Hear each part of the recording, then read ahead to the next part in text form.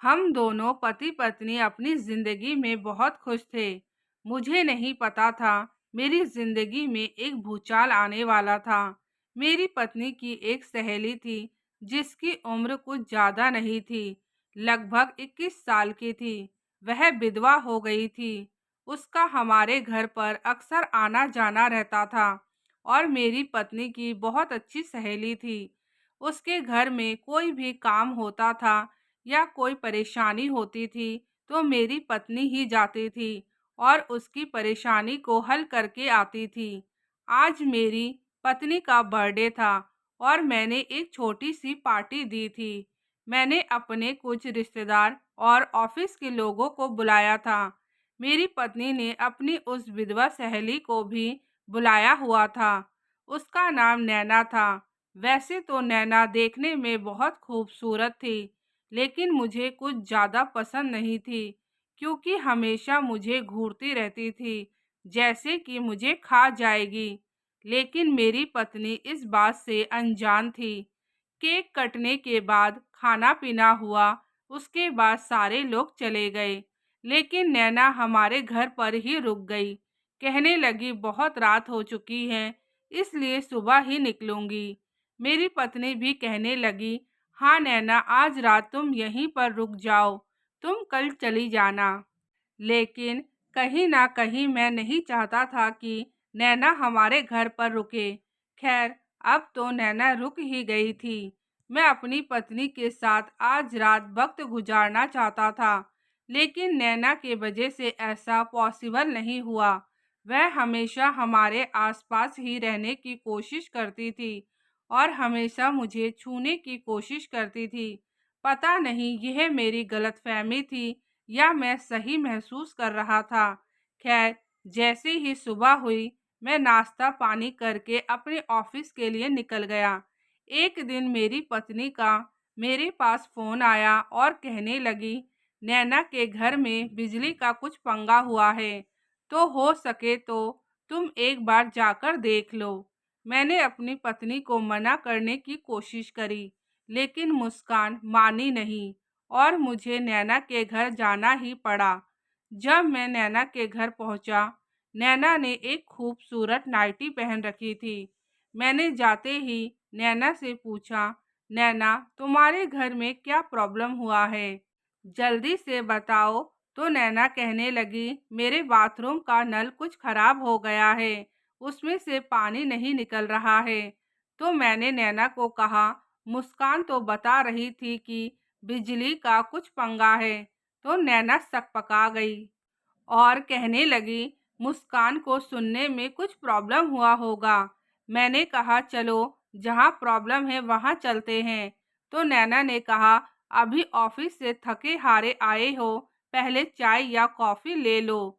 उसने मुझे drawing room में बैठा दिया और कॉफ़ी बनाने के लिए चली गई। मैंने कॉफ़ी पिया। कॉफ़ी पीने के बाद मुझे कुछ अजीब सा लग रहा था, जैसे कि कुछ बेचैनी सी हो रही थी। उसके बाद मैंने नैना से कहा, चलो बाथरूम में चलते हैं। उसके बाद मैं बाथरूम का नल देखने लगा।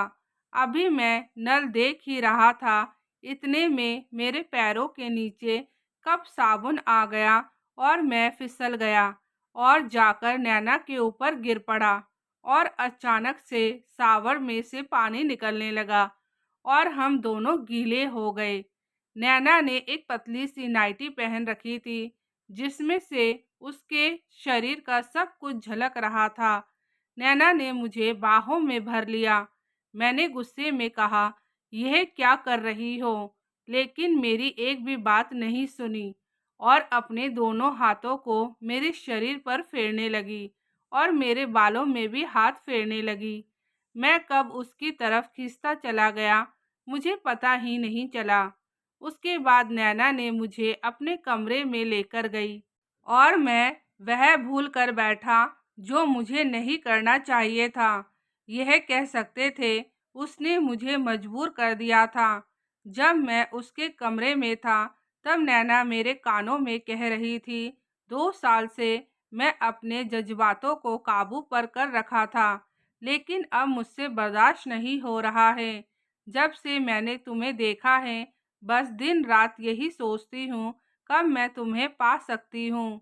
इसलिए मैंने ऐसा प्लान बनाया था ताकि मैं तुम्हें पा सकूं और अपने अरमानों को पूरा कर सकूं। और उसने अपनी बाहों में मुझे भर लिया। उसने मेरे कॉफी में कुछ मिला दिया था। पूरी रात मैं नैना के साथ गुजारने के बाद मुझे सुबह भी होश नहीं आ रहा था कि क्या सही है और क्या गलत है। जैसे ही मैं बिस्तर से उठकर जाने लगा, नैना मुझसे कहने लगी, अब तो मुस्कान को भूल जाओ और उसको तलाक देकर मुझसे शादी कर लो। मेरा जैसा हुस्न तुम्हें कभी कहीं नहीं मिलेगा। मैं अभी अपने होश में नहीं था, इसलिए मैं नैना को जवाब नहीं दे पा रहा था। इतने में मैंने देखा कि सामने मुस्कान खड़ी है और गुस्से में लाल पीली हो रही है। उसने मुझसे कहा, अच्छा तो तुम दोनों का रास लीला चल रहा था। मैं तो यह सोच रही थी पता नहीं मेरा पति किसी मुसीबत में है और रात भर सो नहीं पाई। मैंने पूरी रात नैना और तुम्हारा नंबर मिलाया, लेकिन तुम दोनों का फ़ोन नंबर स्विच ऑफ आ रहा था। मुझे नहीं पता था तुम दोनों इतने गिर जाओगे और इतनी गंदी हरकतें करोगे। नैना तुम इतनी गिर सकती हो, मुझे नहीं पता था। तुम तो मेरी कितनी अच्छी दोस्त थी। तो नैना झूठ कहने लगी कि तुम्हारे पति ने ही मुझे ये सब करने पर मजबूर किया था। कहने लगा, तुम तो बहुत खूबसूरत हो, तुम्हारे सामने मुस्कान की जवानी तो कुछ भी नहीं है। मैंने नैना को एक जोरदार थप्पड़ मार दिया और मुस्कान को कहने लगा, तुम्हारी सहेली झूठ बोल रही है, इसने मेरे कॉफ़ी में कुछ मिला दिया था। लेकिन मुस्कान मेरी बातों पर विश्वास ही नहीं कर रही थी। मैं मुस्कान को यकीन दिलाने की कोशिश करी, मैं तुम्हारे अलावा किसी और के बारे में सोच भी नहीं सकता हूँ। लेकिन मुस्कान का अब दिल टूट गया था।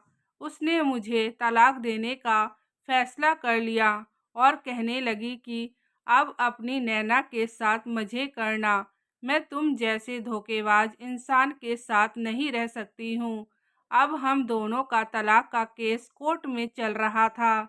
मैंने मुस्कान को बहुत समझाने की कोशिश करी, लेकिन मैं मुस्कान को समझा नहीं पाया। घर में मैं अकेला था। मुस्कान की यादें मुझे बेचैन कर रही थी। मुस्कान से मेरी मुलाकात एक ऑफिस में हुआ था। मैं जिस ऑफिस में इंटरव्यू देने गया था, मुस्कान पहले से ही वहाँ जॉब करती थी। इंटरव्यू देने के लिए बैठा हुआ था, तब मैंने मुस्कान को पहली बार देखा था। मुस्कान का कैबिन ठीक मेरे सामने ही था। मुस्कान देखने में बहुत ही खूबसूरत थी। उसका रंग रूप बहुत ही सुंदर था। उसने उस समय जीन्स और एक टॉप पहने हुए थी, जिसमें उसका फिगर बहुत ही खूबसूरत लग रहा था। उसका शरीर का बनावट बहुत ही सुंदर था। मैं एक बहुत ही शरीफ लड़का था। मैं जल्दी से किसी लड़की को देखता तक नहीं था। मैं जब मुस्कान को पहली बार देखा, उसको देखता ही रह गया और मैंने मन ही मन सोच लिया था, इस लड़की को एक दिन ज़रूर मैं अपनी ज़िंदगी में लेकर आऊँगा। उसके बाद मैंने अपना इंटरव्यू दिया और मैं इंटरव्यू में क्लियर हो गया। मुझे उस ऑफिस में मैनेजर की पोस्ट मिल गई और मेरी सैलरी भी बहुत अच्छी खासी थी। जिसने मेरा इंटरव्यू लिया था, उसने मुझे मुस्कान के पास भेजा। जब मैं मुस्कान के पास पहुंचा, मैं उसको टकटकी लगाकर देखे जा रहा था। मुस्कान ने मेरा जॉइनिंग लेटर निकाला और उसके अगले दिन से ही मैं ऑफिस ज्वाइन कर लिया। धीरे धीरे सबसे जान पहचान होने लगी। उसके बाद मुस्कान से भी मेरी दोस्ती शुरू हो गई। मुस्कान बहुत ही सुलझी हुई लड़की थी। धीरे धीरे मुझे मुस्कान से प्यार हो गया और मैं ज़्यादा इंतज़ार ना करते हुए एक दिन मैं मुस्कान को बता दिया। मुस्कान को भी मैं बहुत अच्छा लगता था, इसलिए हम दोनों ने शादी कर ली। यही सब सोच रहा था, इतने में मेरे नौकर की आवाज़ आई, मालिक खाना खा लो। नौकर की आवाज़ सुनने के बाद मैं मुस्कान की यादों से बाहर निकला। अगले दिन हमारे केस की हियरिंग थी। कोर्ट में मुस्कान से मेरी मुलाकात हुई। मुस्कान मुझसे कहने लगी, मुझे पता चल गया है कि उस दिन गलती किसकी थी। नैना के पड़ोस में एक औरत रहती है, उससे मेरी मुलाकात मार्केट में हुई थी। उसने मुझे बताया कि नैना हर दूसरे दिन किसी मर्द को फंसाने की कोशिश करती है, बहला फुसलाकर आदमियों को अपने घर तक लाती है और उनके कॉफ़ी या चाय में कुछ मिलाकर उनको अपने करीब लाने की कोशिश करती है। उसके बाद उनसे ढेर सारा पैसा वसूलने की कोशिश भी करती है। उस औरत ने कहा कि दीदी, आप अपने पति को तलाक मत दीजिए।